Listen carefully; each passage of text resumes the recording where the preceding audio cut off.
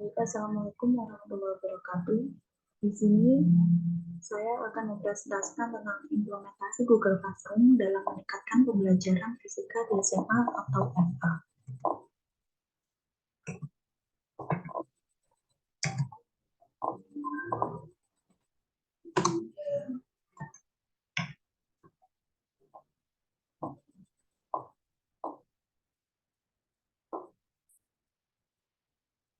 Sebelumnya, perkenalkan nama saya Dini Sechaningrum dengan NIM 2262-1010-2022. Nah, di sini saya akan menjelaskan tentang yang pertama pengertian, yang kedua karakteristik, yang ketiga fungsi, keunggulan dan kelemahan, dan yang keempat adalah fitur penggunaan. Nah, apa sih Google Classroom itu? Google Classroom sendiri dirilis pada tahun 2014 sebagai salah satu bagian dari Google Apps for Education. Yang pertama ada pengertian Google Classroom. Google Classroom adalah layanan berbasis internet yang disediakan dan dikembangkan oleh Google untuk kegiatan e-learning atau pembelajaran daring, sehingga memudahkan guru dalam mengelola kelas dan meningkatkan komunikasi dengan peserta didik tanpa menggunakan kertas dan tatap muka secara langsung. Google Classroom sendiri ramai digunakan ketika masa pandemi COVID-19. Nah, di sini belajar dan pembelajaran dilakukan secara jarak jauh atau dikenal sebagai PJJ. Kemudian yang kedua, karakteristik yang dimiliki oleh Google Classroom yang pertama ada achievement, yang kedua ada grading, yang ketiga communication, yang keempat time cost. Yang pertama ada achievement.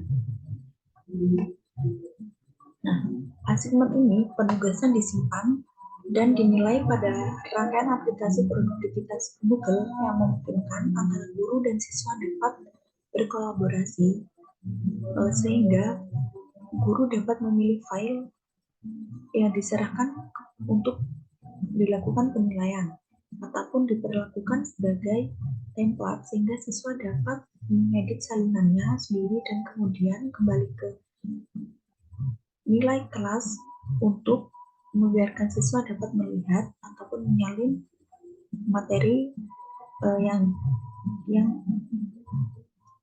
diunggah. Kemudian yang kedua ada grading atau pengukuran. Nah, Google Classroom mendukung banyak skema penilaian yang berbeda.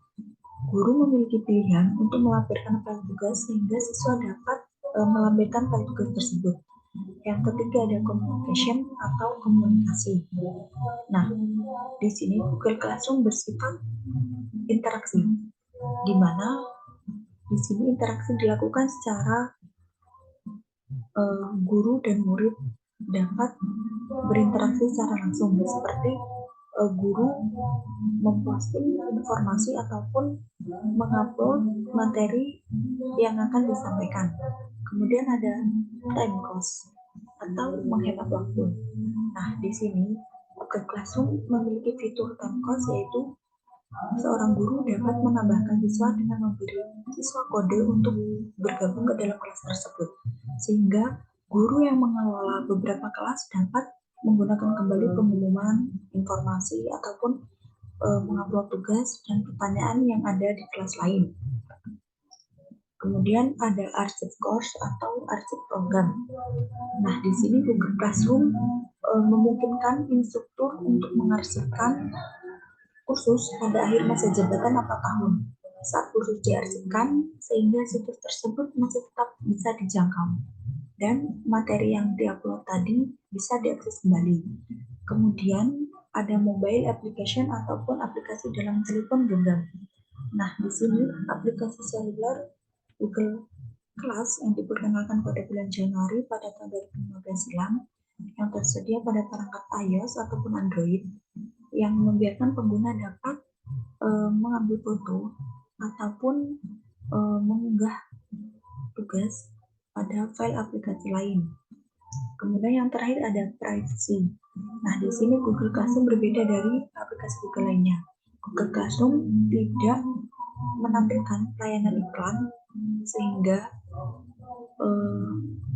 dapat digunakan dalam segi manapun, yang termasuk sebagai bagian dari G Suite for Education. Selanjutnya ada fungsi keunggulan dan kelemahan. Di sini fungsi Google Classroom ada dua, yaitu fungsi untuk guru dan fungsi untuk siswa. Fungsi untuk guru yaitu dapat membuat kelas, mengundang siswa, membuat tugas, memposting materi, melihat tugas yang dikirim dan mengevaluasi. Kemudian fungsi untuk murid tidak jauh berbeda pada fungsi untuk guru, yaitu dapat bergabung ke kelas, kemudian siswa dapat mengirim tugasnya, siswa sendiri juga dapat mengecek hasilnya dan berinteraksi langsung. Dalam artian dapat berinteraksi dengan murid lain ataupun dengan guru, seperti memberi komentar ataupun mengadakan sebuah diskusi.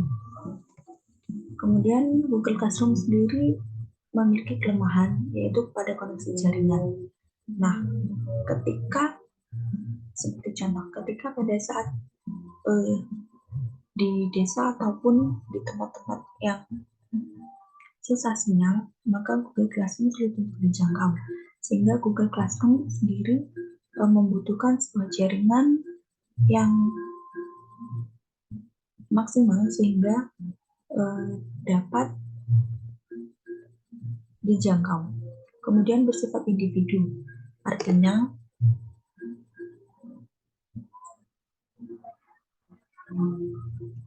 pembelajaran yang dilakukan ini bersifat individu sehingga mengurangi pembelajaran sosial peserta didik, seperti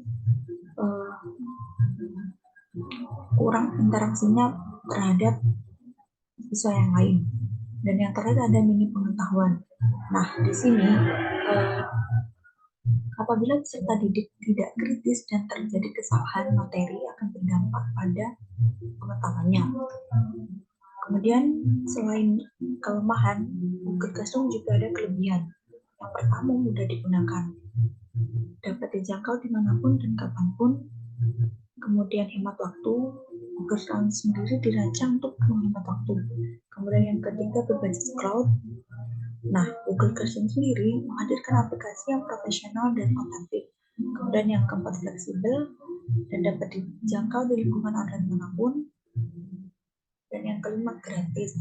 Nah, Google Classroom sendiri mudah digunakan oleh siapapun, tetapi harus memiliki akun Gmail dan bersifat gratis. Kemudian yang keenam ada ramah seluler, yaitu mudah digunakan pada aplikasi mobil manapun, baik iOS maupun Android. Selama pandemi COVID-19, persentase penggunaan aplikasi belajar paling banyak digunakan yaitu Google Classroom sekitar 36%, 24% dari ruang guru, dan 12% dari aplikasi Ayo Belajar. Kemudian sisanya lagi dari aplikasi belajar lainnya seperti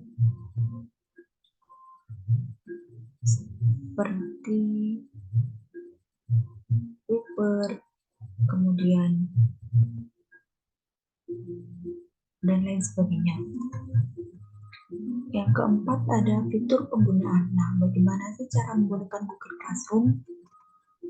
Yang pertama, dapat mengundang pendidik dan peserta didik di kelas, yaitu dengan memilih kelas yang akan dibuat, kemudian mengklik menu anggota, yaitu dapat menambahkan peserta didik atau pendidik, kemudian klik ikon orang sebelah kanan sebagai pengajar atau siswa untuk menambahkan peserta didik.